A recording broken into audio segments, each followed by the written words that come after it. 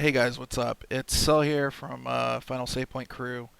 I'm bringing an old idea back. I've heard a few of you guys say that you actually liked it when it was on my old channel. A few of you say that you liked it a few times I've done it on this channel. So we're bringing back to build, or at least I'm bringing it back to build.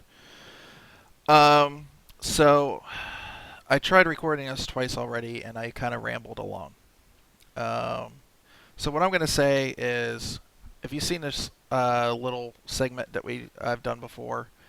I keep on saying we. It is a team effort, but you know, it's mainly me just going off and doing it on my own. Um, what I would say is I'm going to suggest some parts for a PC build. It's not locked in. In the future, I want to make some videos showing like reasoning or whatnot. I've tried recording this twice already, and it just goes off into like super long tangents. So what I'm going to do is I'm going to recommend some parts. And if you guys have any questions, ask in the comments below. I'll try to get back to you as soon as I can. But I want to keep the video short. I don't want to be flooding people's uh, subscription stream with videos that are like 30, 40 minutes long each time. So, anyways, for this machine, the idea is to build a machine for about $1,000, and the idea is people are getting their you know tax money back, and they might have some extra money and they want to build a PC or they want a new PC. This is a full-on starter machine, so this is going to have mouse, keyboard, even a headset. I'm going to leave the operating system out, and I'm going to explain why at the end. Okay, so let's go ahead and get into this and get my monitor capture going. Okay, yay, and my camera worked up in the corner. This machine today, I'll tell you. So, for the processor, went for a Intel Core i5 4690K. Now, like I said, this machine's goal was two things. It was supposed to be something that most people could probably build for $1,000 or around there. And two, I wanted to be, everybody wants to play games on PC on top of the other things like surf the web and all that. They also want to stream a lot. So I went with the i5 4690K because a couple of reasons. It's a good quad core part. It has really good IPC per core, which means the single threaded performance is good, which is what games need. Games don't really need more cores. They don't need like 8 cores. They need really good single threaded performance per core. And that's what this processor delivers. That's not saying that like an AMD part's not as good, but the market for Intel AMD right now, there's more Intel parts, so games on PC tend to be coded better for Intel. There's a few instances where it's the other way around, but most of the time, Intel, you're going to get smoother frame rates and whatnot, and it has nothing to do with like one processor being better than the other. It's just that the studios tend to program for Intel, and it's also because that's what most studios, most of these game studios have in their office. They don't have access to a lot of AMD machines most of the time. So it's also an overclockable part.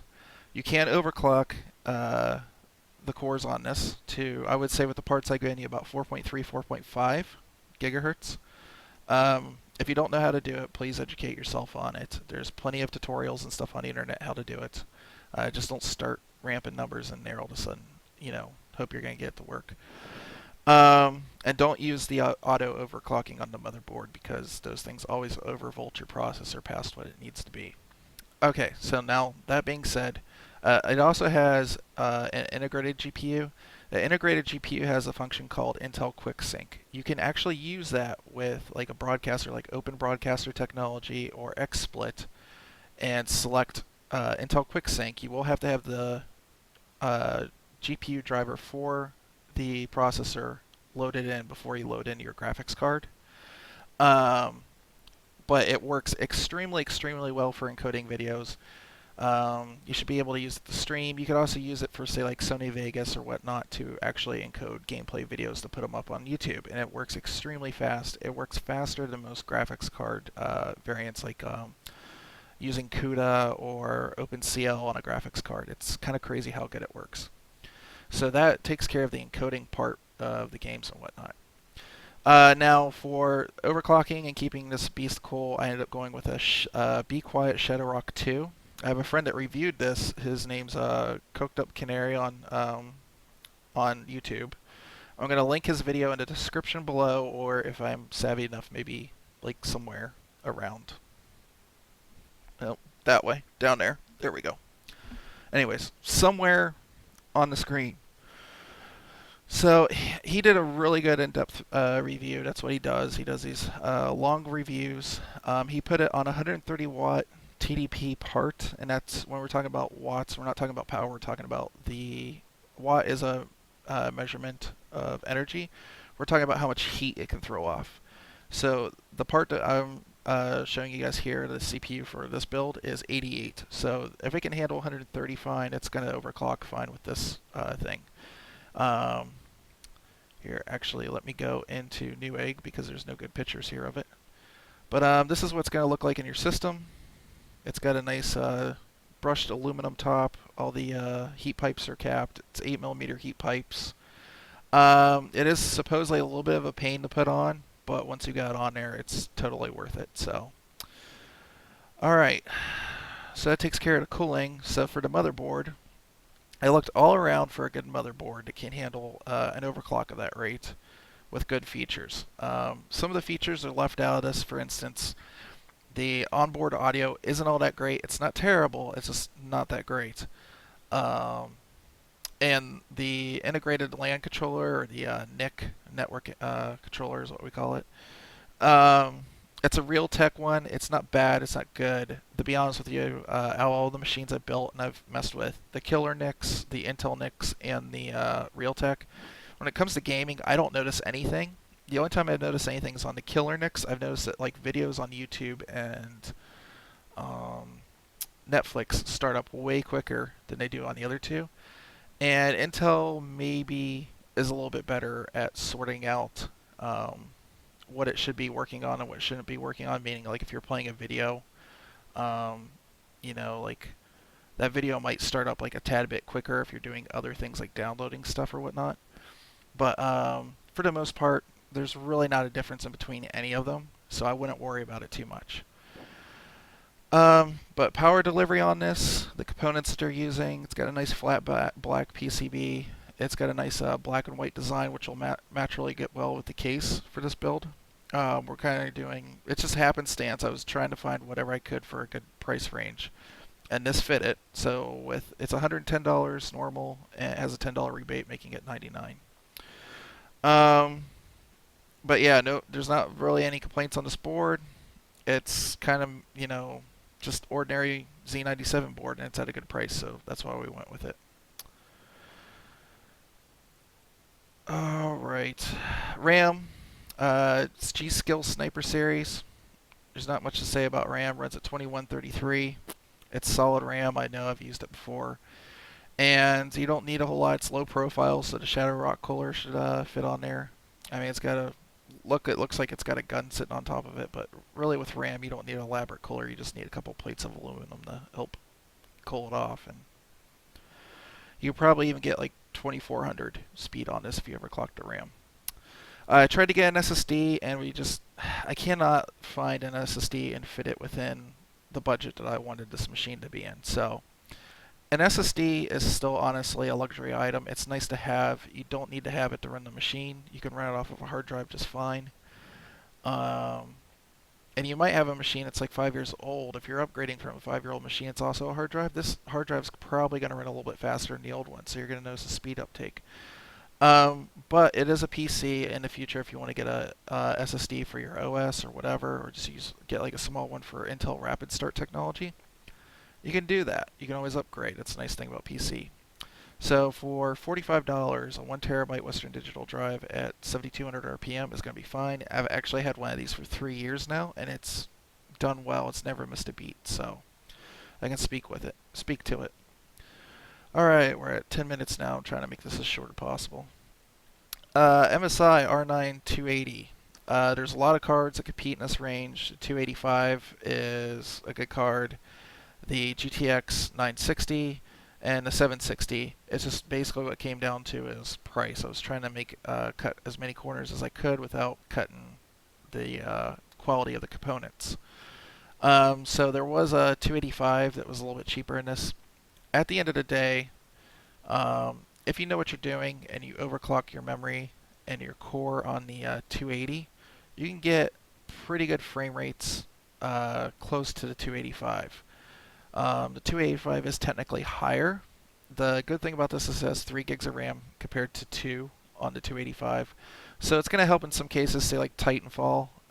Their textures are uncompressed, and so it's going to help out with that. And this card's going to be able to handle like multi-sample anti-aliasing a little bit better than the 285. But other than that, the 285 technically is a little bit more of a powerhouse, but we're talking about like it's going to be able to do maybe like 5 frames more than this, and you can easily make that up by overclocking this card just a tad bit more. People always underestimate overclocking memory. Overclocking memory helps, and that's part of the reason why that card 285 does better, because it has a higher effective speed on its memory ICs than this card does. So keep that in mind. It's still a really good card for 1080 performance. It's still going to kill everything. You know, you might have to set stuff down to high. Really intense games like Evolve, you might have to set it down to high instead of very high, but you're still going to run games, and it's still going to be far better than it is like on say a console, if that's what you're trying to do with this. All right, the case is another Fractal Design. The reason we always end up with Fractal Design cases is every time I look for deals, and I know what the build quality of a lot of these cases are. I know that they use really good build quality. They use thicker gauge steel in their cases. It's not saying it's the best case out there, but it has front port USB 3 ports on the front of it, audio jacks, normal thing. Also has a fan controller, and it comes with 3 140 millimeter Silent Series fans, so they're quiet fans. So it was kind of one of the things I wanted to go with this. I wanted this to be a quiet computer too. I wouldn't be loud. I know for a fact that the MSI cooler on the graphics card on their Twin Frozer is really good. It's really quiet. You can overclock the crap out of that thing. It's still really quiet. The Shadow Rock cooler is really quiet, and the fans in this case are really quiet. So it comes with 3 of them. They're 140 millimeters. And it's got a fan controller, so you can like basically have a low, medium, and high speed. I would just keep it on the middle speed at all times. It should be enough and keep it cool enough. And the other thing I would do is, at stock, this comes with the let's see if I can find a picture. You can see like the 2 fans here, and then there's one in front. I would put this top fan down here below the other 140 millimeter fan, and the reason being is you want positive airflow in cases like this. I don't know why they have 2 exhausts in this particular case, but that's what they decided to do when they built it. But with more positive airflow, and this thing having a nice filter on the front of it to keep the dust from coming in as much, or trap most of the dust, you're gonna, with that positive airflow, it's gonna keep the dust down in the case. There's other things you can do, like keep your case off the floor or whatnot, but anyways, the point I'm getting with to this is a really good case, and somebody in this picture installed one of the hard drive cages upside down. So hopefully it doesn't come to you that way. I guess they're a little bit backwards. Alright, and it leaves us with the power supply. There's not much to say on the power supply. It's got a $10 rebate. It's 45 bucks. It's 35 after the rebate. It is a 600 watt power supply. It's bronze certified, so it's going to be around 550 actual, somewhere like that. Plenty enough power for this build. This build's sitting at around 400 watts, as you can see, estimated. So this is going to be plenty enough power for this machine. If you ever do crossfire with, say, another 280 card, which I probably wouldn't recommend in the future, I'd just probably get another card. You will need a better power supply, because then you're probably going to be hitting a little bit much for what this thing can do. It's non-modular, so all the cables are attached, but trust me, with your clever cable routing, you can find a place for each cable run and whatnot on the back of your board. The Fractal Design case has a crap ton of tie downs for cables, so it shouldn't be an issue. And if you see my video on my PC, it's actually a micro ATX PC. I don't have a a nice power supply like that, it's all the cables, or it's a non-modular power supply, and I found a place for every one of the cables so it looks nice and presentable. All right, so for the monitor, it's a BenQ 24-inch 1080p LED monitor. 60 hertz, nothing fancy. You're not going to get it at this price range. It's $140. Comes from Amazon. It's a good, solid monitor. It's a good size for sitting at the desk or whatnot. Um, and there's not much else to say about that. It's good quality. You're going to get good color reproduction off of it. Um, yeah, so pretty solid choice for that. You can spend a little bit more, get a better one or whatnot. It's up to you. For the mouse and keyboard, I decided to go with this Cooler Master CM Storm Devastator gaming bundle. I've recommended this to friends. I know 5 friends that have used it, and the only complaints that I've ever heard from them is the scroll wheel and the mouse can squeak for like the first week until it wears in. It's not a mechanical keyboard. It's not a crazy mouse. The mouse has only got 2000 DPI. But to be fair, I have a mouse that's capable 6400, and an optical mouse that's capable 6400. I never have it go above 12 to 15. I don't like that super high sensitivity. Some people, like my cousin, would go, this mouse would drive him nuts because it only goes up to 2000. But basically with mice and keyboard, what I recommend is get a cheap one your first time because they're so subjective. It depends on the way you grab it. It depends on the weight of the mouse.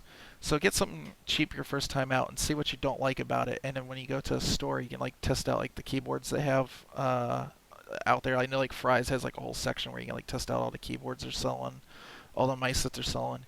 And you check out like the weight, the shape, whatever you like about it. So the first time I never recommend like a really good mouse or keyboard because you might end up hating it. But it's a good optical mouse. It's red color to go with the red color graphics card, and they also make a blue and a green version of this.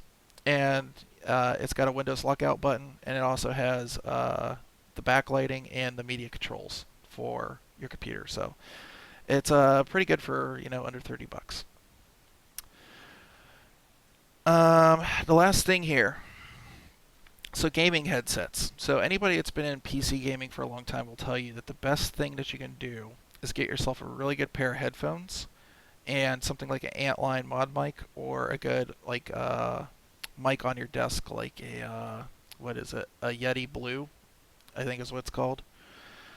I still use the microphone on my headset because at a certain point, I'm not gonna go out there and spend a lot of money for a boom and everything right now. I just don't have it to spend. So this is the way I'm rolling. So this is actually similar to the headset I'm using. This is actually a new version. So the only thing physically that they changed with the headset was the end piece here where it comes out. Instead of a microphone headphone, it's a 3-pole headphone like you would see like for like a phone jack. So like the microphone and headphone go through the same thing. And then the reason I ended up doing this instead of these, even though these are like about $20 cheaper, these headphones are 20. I'm thinking about the money.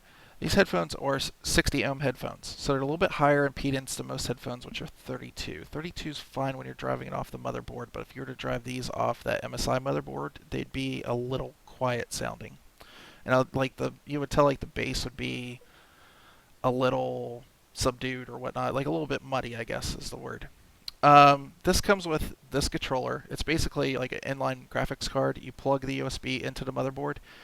All it's doing is it's handing off all the digital decoding to this device, and then this device actually has the available power and everything that headset needs to sound good. Now, normally I would say sound subjective, but everybody I've ever thrown these headsets on has said that these are the best headsets hands down compared to Turtle Beach, Tritons, whatever, Razer, it doesn't matter. Everybody says these are the best. The only thing that comes close is the SteelSeries headsets.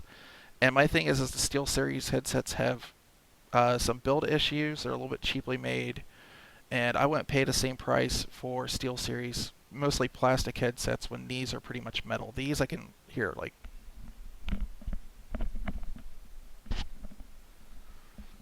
I can take these. I've actually sat on these before, and it didn't do anything to them. So these are super sturdy. They're even like you might even say like Astros. These are better than Astros. Sorry, I've tried them. Um, so you can go around, you can like get another headset if you want, but I think this is your best bang for the buck. And they're really, really good. I can't say enough about them. Matter of fact, I'm going to put a couple of reviews down, either on here or down below for them. All right. So that finishes up this episode of Build. Hopefully I can find a way to make this shorter without getting into explanations, but I do owe you guys some explanations of the parts that I've chosen. The reason there wasn't an operating system is right now Windows 10 Technical Preview is free. You can download off the internet for free and get yourself a version of Windows on your machine. And with if you have a kid in school, if you have a kid in college, if you're going to school yourself, you should be able to find, there's programs out there where you can find Windows for about 20-25 bucks. So that's another reason why I didn't include it, because any place I would go on PC Part Picker to find it, it's going to be about $100 for a licensed version of Windows. And there's cheaper ways out there if you're savvy enough to get it. So that's why I left the operating system out. Maybe you already have an operating system. Maybe you can do something like you can clone it over from like another system or something like that.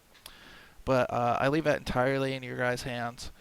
And with that said, at the end of the day, this build came out to $1,060.53 with $65 in rebates, leaving at $995.53.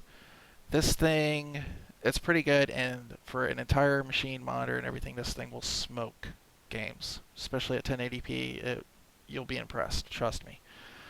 So having said that, we're going to leave it off right there. Like I said, I would like to find a way to make this a shorter format. I don't want to be clogging people's video feed with like 20-minute, 30-minute videos. So if you guys have any suggestions on how to bring that down, I'd like to hear it. Otherwise, I will see you guys probably tomorrow. I'm going to do a stream with Nocturne Kitty on her channel.